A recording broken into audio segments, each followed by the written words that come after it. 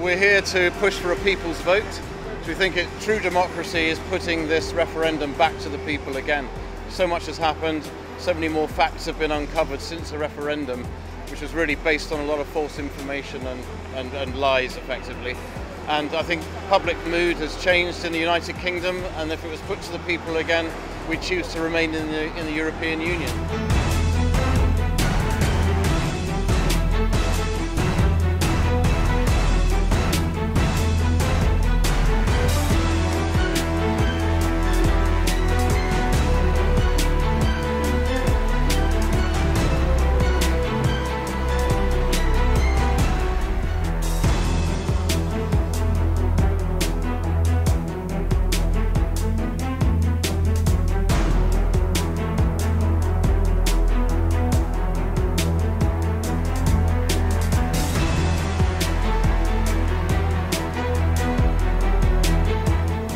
Why 75% of them voted against Brexit in the referendum. And if you had the referendum in a year's time, the youth vote would swing it in favour of Remain.